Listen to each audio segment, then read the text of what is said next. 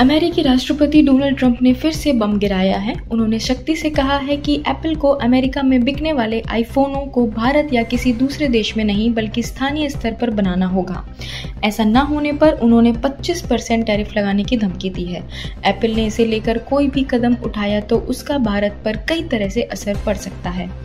Trump ने truth social पर एक पोस्ट में लिखा, मैंने बहुत पहले ही एप्पल के टिम कुक को बता दिया था कि मैं चाहता हूं कि उनके आईफोन जो अमेरिका में बेचे जाएंगे वे भारत या किसी अन्य जगह पर नहीं बल्कि अमेरिका में ही बने। अगर ऐसा नहीं होता है तो एप्पल को अमेरिका को कम से कम 25% का टैरिफ देना होगा। ट्रंप ने ये बातें तब कही है जब खबरें आई हैं कि एप्पल भारत में अपना उत्पादन बढ़ा रही है। ट्रंप ने पहले कहा कि वे चाहते हैं कि एप्पल अमेरिका में ही उत्पादन करे। हालांकि ट्रंप की अनदेखी करते हुए एप्पल ने भारत में क्षमता बढ़ाने का फैसला किया। चीन और वियतनाम जैसे अन्य प्रमुख मैन्युफैक्चरिंग हब के खिलाफ अमेरिका की ट्रेड वॉर के बाद से एप्पल भारत पर नजर रख रही है।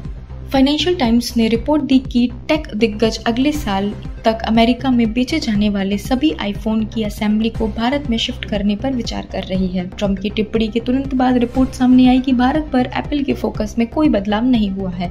एप्पल के अधिकारियों ने भारतीय सरकारी अधिकारियों को आश्वासन दिया कि कंपनी की निवेश योजनाएं बरकरार हैं।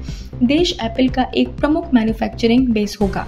कुक घोषणा कर चुके हैं कि एप्पल जून तिमाही में अमेरिका में बेचे जाने वाले ज्यादातर आईफोनों को भारत से सोर्स करेगा, जबकि चीन टैक्स टैरिफ को लेकर अनिश्चितता के बीच अन्य बाजारों के लिए ज्यादातर डिवाइस का उत्पादन करेगा।